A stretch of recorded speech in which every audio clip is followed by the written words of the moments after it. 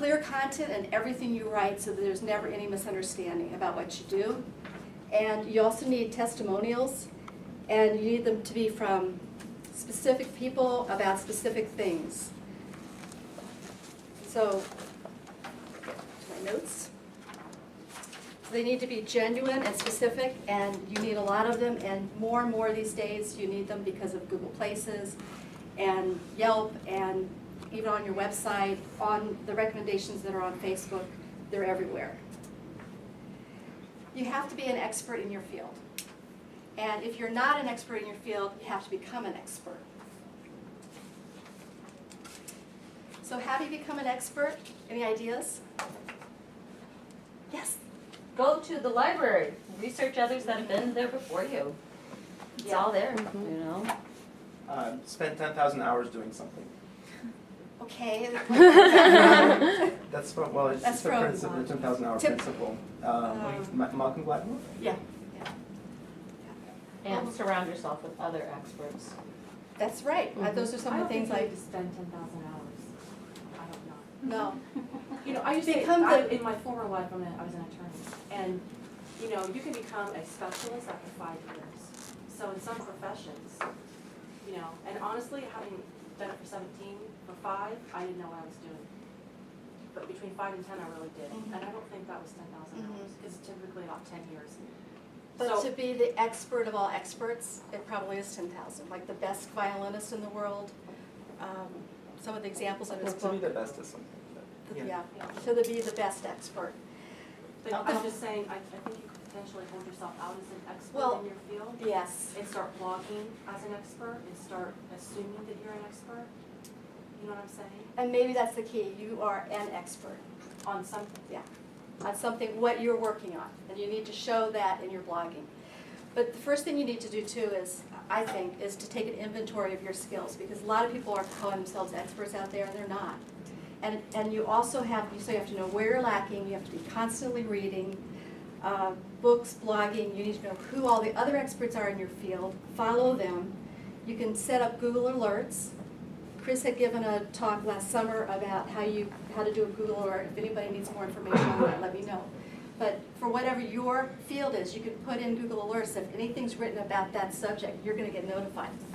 So that's a really good way to stay abreast. Yeah, I also think, you know, this would almost cover a lot of things that people are saying, but networking. And of course, you know, you need to be honest and upfront with them and say, well, I know this, but I don't know this. How can I help out? And even casually talking to people, you can still learn a lot about that. So. Well, that's a very important point, because if you act like you know everything about the subject, you're not going to be believable. So Exactly. you're countering what your mission is. Yeah, but then also with that networking, though, Mm-hmm. you know, down the line, that could lead to opportunities because the person saw you grow during that time period. Mm-hmm.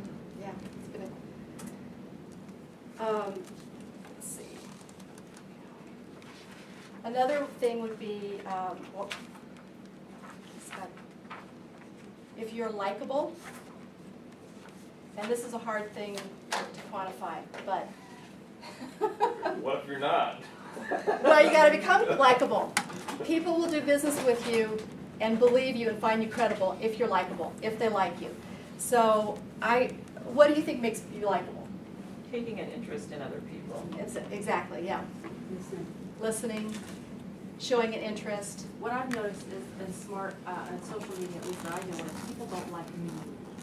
Mm-hmm. Unless you belong to the S.M.A.R.T group, which actually I've seen people belong specifically to Twitter S.M.A.R.T groups. They're dedicated to that. But outside of that, I find people really turning off to mean, snarky. Yeah, and if you say whiny. something mean on Facebook about somebody, you're dead. It will unfollow you, it'll drop Right. you. And people might not say anything to you, but they'll stay away from you. They'll avoid you because they're scared of you. Well, there's one other thing on the social media being likable is one of the things that absolutely drives me nuts is that on a business page or something like that, all of a sudden I'll have this, you know, what I consider to be inappropriate political or religious things. I'm not saying don't have an opinion, and I'm not saying maybe put that, you know, you can certainly put that in your information, but some of the things that people send to me, and they assume that I'm politically one way or the other, and it's funny, I've got people on both extremes that think that I'm in their camp, which is hysterical to me. Hey, that's a talent. You know, but I think if you're talking about being likable on social media, You avoid I think religion that's, and, you better plan on- politics. Yeah, it's, yeah. it's absolutely. too- Yep, I learned the hard way. So, my favorite book, and I just want to know what your favorite book is for this, is Dale Carnegie's. You know, how to win friends and influence people. And even though it was written ages and ages ago, it's still the best advice. And he has 6 points. Be genuinely interested in other people. Smile. Say their name.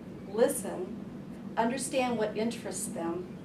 And then connect people. And that's what we're all doing here. Connect people and give them each a compliment. That's the 6th one. And the way you give each other a compliment is by saying, well, you know, I would like you to meet Chris Hazen Molina, because she's a very caring person. She has a very interesting workshop that she does once a month, and she also go into all that. But the reason that I think Connie would like you is because I think, Connie, you're interested in the approach she has. And Chris, I think I would love to introduce you to Connie, because she's an up-and-coming entrepreneur, and you always like to, you know, you're a very motivational person, and I think that you guys could have a connection. And we have. And you And have. you have. Yeah, so that was an easy one. So, anyway. So, I'm going to just skip over this really quick because this is what Sherif's going to talk about. But you build your credibility with your blog. And you have to decide when you're writing your blog, what do you want your client or your potential client to think about you? And that should determine the way you express yourself, the tone of voice, and you want to express things about your own character, your ability, and you want to come across as honest. Anything else? You're going to be talking more about this. That's it. Okay, We're that's done. it. Your style of language and your topics are real, those are the 2 biggest things.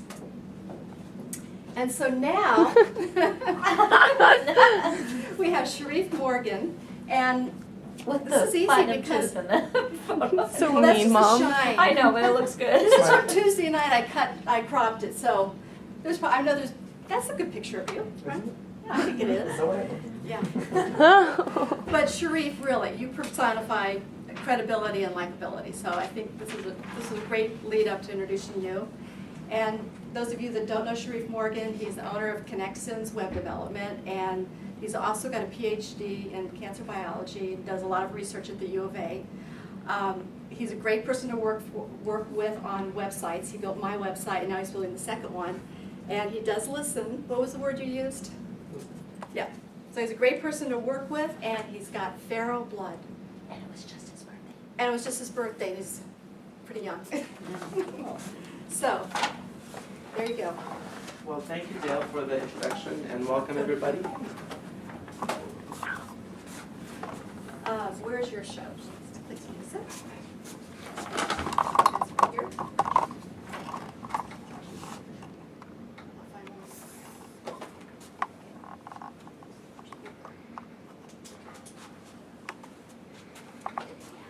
one. Welcome everybody to Smart Group today. Thank you for coming. Today I'll be talking about, as Dale mentioned, about how to use a blog to promote your business. So I wanted to start with what a blog is. I found this quote from a very famous blogger. His name is Darren Rose. And the way he defined what a blog is, it's a type of a website that is usually arranged in chronological order, from the most recent at the top of the main page to the older entries at the bottom. So essentially, it's a channel or an area where someone can write blog posts, and then they would appear chronologically by date. So just to give you some numbers, can I tell you the next slide? Sure. Okay. So just to tell you some numbers, can everybody see the screen this way? Okay. So there are quite a few blogs out there. There's more than 130 million blogs. Okay. These numbers are according to 2007. There were 120,000 new blogs created every day. There's 1.5 million posts published every day, and that translates into 17 posts per second that are published worldwide. So there's quite a bit of blogs out there. And my first exposure of the blog, the first time I heard the word blog was actually in 1999 when there was some commentary about the political debate going on between the presidential debate, and they featured this person who was an expert on something, and he was a political commentator, and he was talking about what he wrote about in his blog. So to me, that was what a blog. That's the first time I heard the term blog, I think. In the beginning, in the late 90s, I think they were considered as personal journals. So people had blogs to write a diary. But I think over time, it spread into business, where people started creating blog posts to communicate with others, and then it turns out to be a great tool to communicate with one another. And then later on realize that as you blog, the search engines pick up that content and index that content, and therefore can rank your site for keywords. Okay, so actually you can push 5 or 6 times. I presented this slide, or this schematic that I put together a few months ago. I think it was July when I first presented this. And I wanted to kind of start out by how a blog fits into your social media strategy. This group is focused on how to use social media to promote your business. And I think some people may consider a blog as something separate, but in my opinion, and I think a lot of people would agree with that a blog, it can be the central hub for your social media efforts. And this is a simple way to describe it. So if you write blog posts, right, you can share it on social media. The number one thing I believe that's shared on social media is people sharing content, blog posts. So when I look at my Twitter stream, maybe 80% of it is people sharing their blog posts or other people sharing their blog posts. And through social media, you can start conversations, as you already do. Even if you don't have a blog, with social media, you have conversations with people in your niche, or people in your area, or people that you know from something else. And then you develop these relationships with these people. And then as these relationships develop, they can visit your blog and see what you have to say. And then it kind of feeds into the circle of how it fits into social media. So it can be the central hub for your online efforts. And as a side note, in addition, the one thing that I mentioned briefly about is that a blog post can be indexed and can get really decent rankings from Google and other search engines. So you have the SEO element, or search engine optimization element, that can bring in traffic that people you don't know through social media or anywhere else. They just found you on Google. And if I use terms like SEO or something that you're not familiar with, please feel free to stop me and ask me, okay?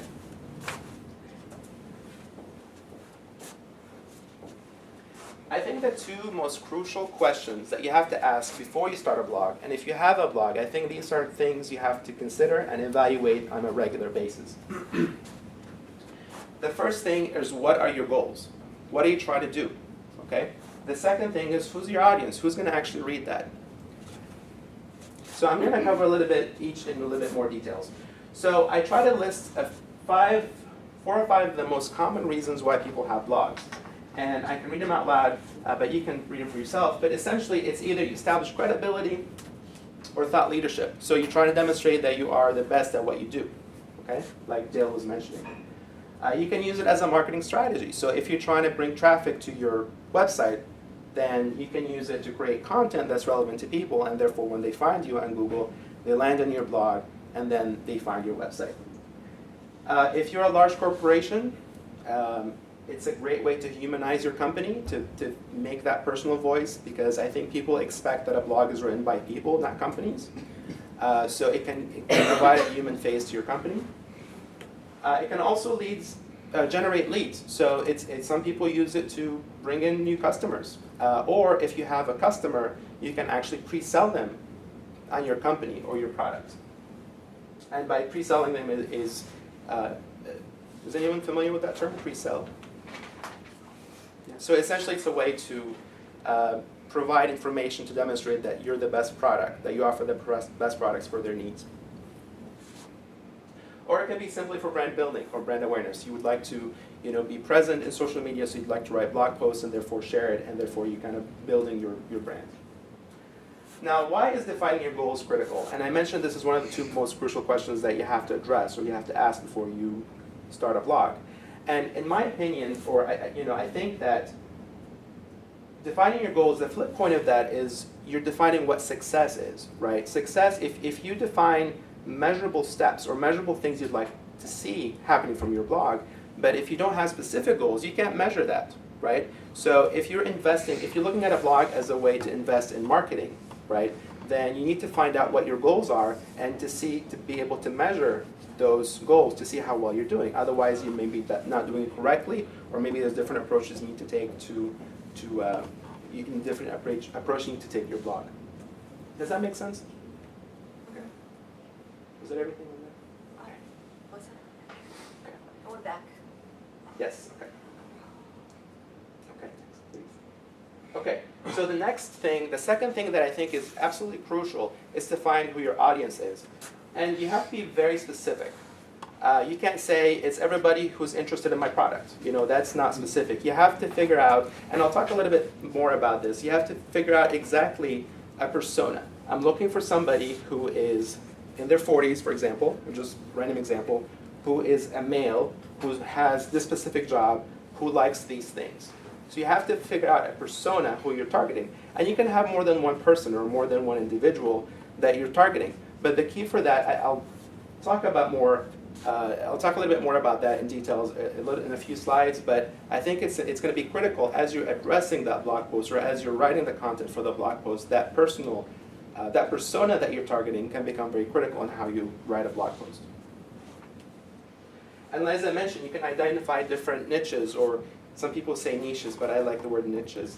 And I think, so you can have multiple ones. You don't have to have just one that you're targeting, but you can have multiple ones, and you can address the concerns and needs of each niche in different blog posts. So not every blog post has to appeal to everybody you're trying to target. Going back to what I was saying, you have to identify those people because you need to identify what their interests are, what their goals are, their problems they're facing or they may be facing, related to your business obviously, their pain points, and their hot buttons. So you need to figure out exactly how to get or how to reach these people. Okay? Okay, so how do you optimize your blog post? So now, okay, you've identified your audience and you figured out what your goals are.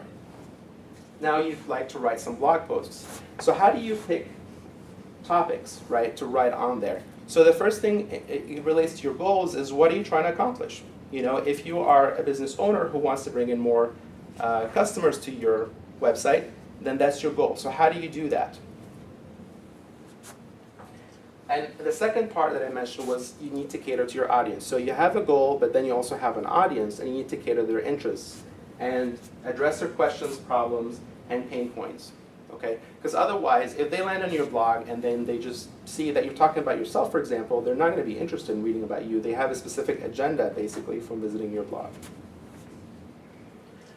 We've talked a little bit about keywords research in the past, and I don't think I'm going to cover that too much today, but you can think of a keyword as a measure of how a topic is in demand, right? So if somebody's searching for Windows 7 blue screen error, let's do, for example, for Steve's company, that would be relevant, then a lot of people are having issues with that, right? So if you write a blog post about the most common blue screens that you get with Windows 7, the common errors, and how you address that, I think that would be addressing their concerns. Is that right? So, but you found that topic by identifying the keywords and what people are searching for, and therefore you're kind of identifying the needs that your target audience would have.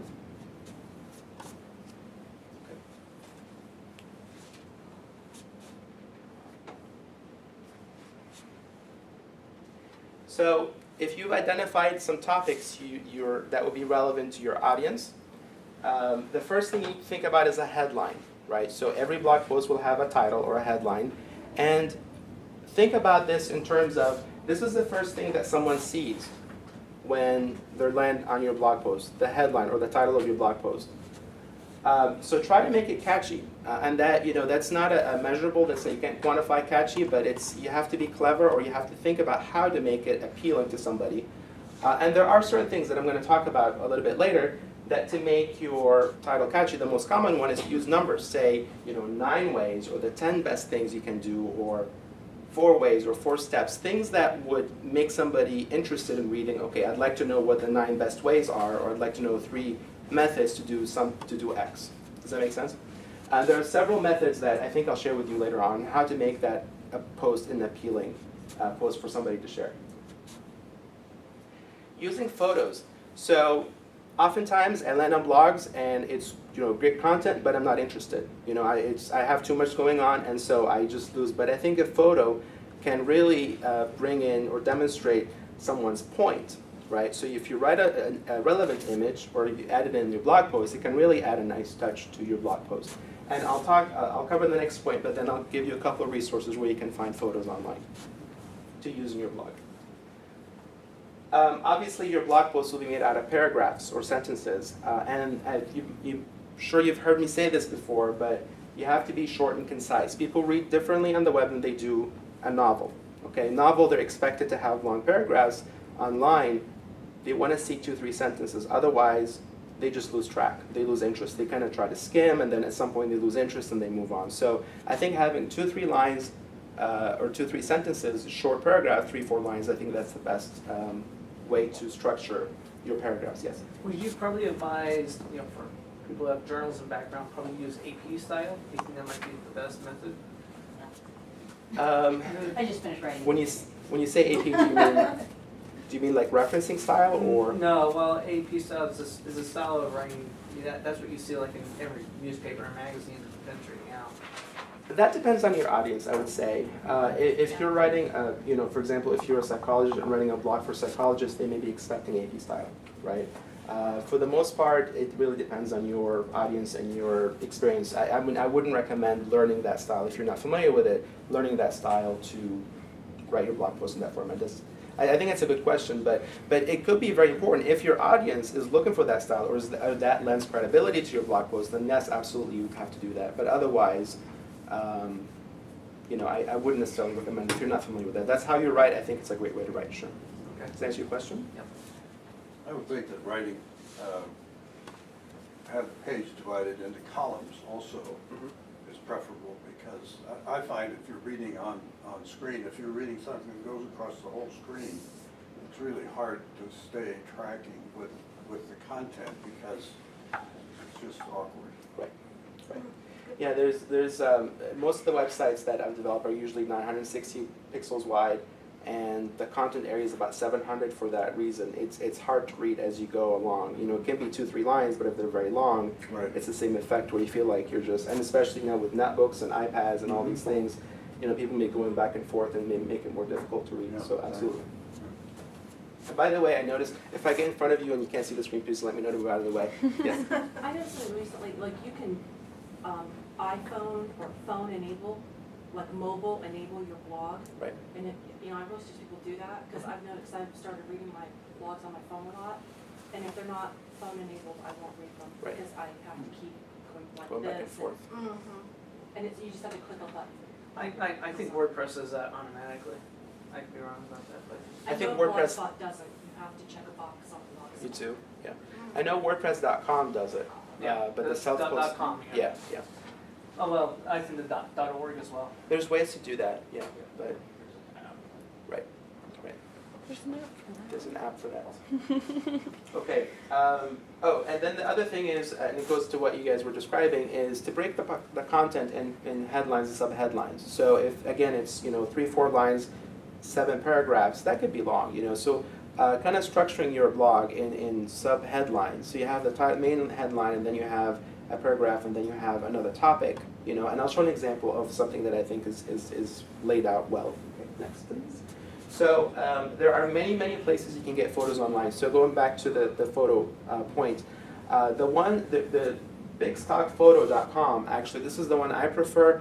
The only drawback to that is that it costs money to buy an image. But once you buy an image, it's yours. You can use it for your blog. You can have a limited, it depends on what kind of license you buy, but that can add up. If you're trying to add a picture for every blog post, that can add up to a small fortune, especially if you want to write a lot of blog posts.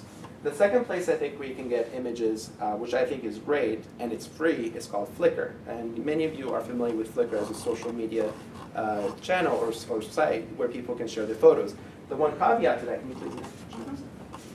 The one caveat to that is that there are different licenses for Flickr. So if I give you the URL for this particular page, so you can actually type it, or I'm actually going to share the slides, or we're going to figure out a way how to provide you with all the links that I'm sharing with you today. We can set it out. Yeah. But Flickr has an advanced feature where you can not only search the images for a specific topic, but notice at the bottom here the Creative Commons license, so you can search specific photos that people have shared, said, sure, I would like a commercial entity to use my photo. The only thing for that is you have to use, or to have to add a credit line to say that they, this photo is courtesy of, the person who owned that photo or took that photo. But I think Flickr can be a great way to add photos, and it's free. Just make sure that you follow their Creative Commons license and their copyright rules. Okay, this is a blog post. This is one of my favorite blogs. It's on studiopress.com. It may not relate, or you may not be interested in this, but if you notice, Josh has a nice title, right? And then they have 1 line, 3 lines, a quote, 4 lines, 3 lines, and then a header. Okay, so you can see, like, even if you're not reading the No, Oh, okay. So even if you're not, don't I think even it's read the good, content. that's, Yeah, so don't pretty even read the clever. content. I'm actually going to show this as an example for something else later, but looking at this, you see that it's a very friendly layout. It's not overwhelming. It's broken up in nice paragraphs. Oh, you're reading the content? Don't read the Yes. content. I just read the quote. Okay. It's How can you unread? Happy to unread the content. Oh, if you read the, I mean, I just, if you read it, don't worry about it. Don't unread it. I don't know how to tell you how to do that, but anyway. You're going to wait. It'll be next week's presentation, how to unread things. Yes. Sherif? I Yes. was just wondering, Yes. that little quote graphic, Uh-huh. is that in WordPress or is that an image It's an image that you would. you would put in there? I can show you how to do that later, Okay. but Yeah. it's a design I'd thing like you to have know. Okay. One thing that I started learning about recently is how to use a blog structure or formula to write blog posts. And I'll describe what that is in a minute, but formulas, essentially there is a specific format where you start writing blog posts, okay? The reason for that, I'm gonna mention the benefits first. The reason why you would wanna use formulas is because they're tried and tested, okay? They've been shown over and over again that people like to see this kind of blog posts. They like to see it, and therefore writing it, it's going to appeal to people. Okay. The second thing is, if you have a structure or a specific formula, then staring at a blank page is not going to look intimidating anymore. If you know you have to have a specific way you're going to phrase your title, the first paragraph is going to talk about a personal experience. The second paragraph is going to talk about a benefit, for example. Then you know what you need to address instead of just staring at a blank screen. Okay. Again, these links will be available to you, but these are the sources, some of effective ways to structure formulas, or to use formulas or structure your blog post. So this is actually a screen image, and this is the first link that I provided. And copyblogger.com is actually a great place if you're interested in blogging. I think it's a great website. So they mention 3 specific formulas that you can blog. So they title it the how-to post, the list post, and the review post. And they give you exactly what you need to do. So the headline, if you're writing a how-to post, so this is if you're writing a tutorial for somebody how to do something, right? Then you can say the headline is how to X, whatever you're doing, right? And then the introduction, they tell you it's best to explain what the post is going to teach you, okay? That makes sense. And then the main body, you can say step 1, do this, step 2, do that, and step 3. So it's a very structured way to write a tutorial or a how-to blog post. The second one is the list post. So you're making a list of useful resources or techniques or blogs that you like. And again, the headline will be 21 ways or 7 tips or 6 methods to do this. And then the introduction, you're trying to draw the reader in and make the scope of the list big. So you're trying to kind of make it relevant, is why they're interested in this. And then the main body is just will be number 1, and list your main resource, or this is the first tip or way, and so on. So you can see that having that kind of formula or thinking in that way can really make it easier for the write, right? Yeah. Okay. Next, please. Okay, so I'd like to share some tips and considerations as you're writing your blog post. Okay? I kind of alluded to this previously, but who really blogs? Is it a company that blogs, or is it a blogger that blogs? Clearly it's a blogger, right? Somebody, so it's an individual, right? So as you're writing, it's okay to use I. It's okay to use your personal voice, you know. So, and this I think will show as if, you know, if you're using your personal voice, I think that would, again, that may depend on your niche and your goals and your audience, but I think having a personal voice is critical as you're writing a blog post. The second thing, which is more of a tip for writing in general, oftentimes there's a lot of information out there, and a lot of the posts that I see shared on Facebook is that the blog post provided an image or painted something that I didn't see in a different, or see something in a different way. Okay? Does that make sense? So it's not necessarily the information you're presenting, it's how you're presenting it. And you know, imagery or painting a picture can really make it relevant for somebody else. So you're talking about real estate, or you're talking about lending, for example, then if you paint a picture, then it becomes more relevant to different people, not just people who are interested in your blog post or your topic, right? And then the third point I'd like to mention is that it goes back to really specifying who you're talking to. And I think some of the most successful bloggers will tell you that they write to a specific person. They pretend like I'm talking to Dale and I'm writing an email or a blog post to Dale. And I think that as you do that, as you consider that, I think it will change how you write, how you structure your blog post, and what you say and how you say it. Okay. Does anybody know who this is? Okay. I think her name is Lady Gaga. I'm just kidding, I Does know anybody that. not know who she is? Actually, that's a good question. Does anybody not know who that is? Okay, so she's done a good job, right? Now, what's the first thing? What's the first thing that you know about Lady Gaga? If you just have to brainstorm one word about her. Weird. Singer. A singer, okay. Weirdo. Weird. Weirdo. Singer. Marketer. Marketer, Entertainer. okay. Okay. So weirdo, is that a? I'm sorry. People remember her. Yeah, well, she's very memorable, right? And why is that? Why do people remember? She's outrageous. She's different, outraging, Outrageous. outrageous, Unique. unique. Okay, but is that offending people, or is that? I mean, it may be offending some people, but I'm sure there's. for her target audience, is she offending her target audience? No. No. Okay, so Flabbergasting learned- them, but. she's learned how to be very different, be very unique, right? But still target to a specific market. She's not offending people that she's trying to market to, basically, right? And I know this is, it's a concept, but think about that. You know, how do you make your blog post or your content authentic, original, and fresh? You know, so you can have great content. You can have the best way to invest in this, or the best way to solve a specific problem, or you know, the best way to find this.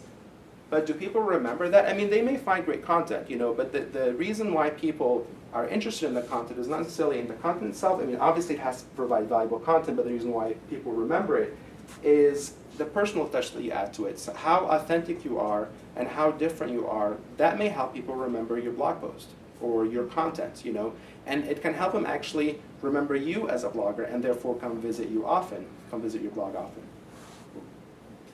And that's why I think it's important in a blogging sense, in the blogging world, I think it's important to provide very valuable content, but also add your personal experience, you know. Because a blog, as I mentioned, I know I keep mentioning that, but it's a personal voice that you're trying to address, for the most part, okay?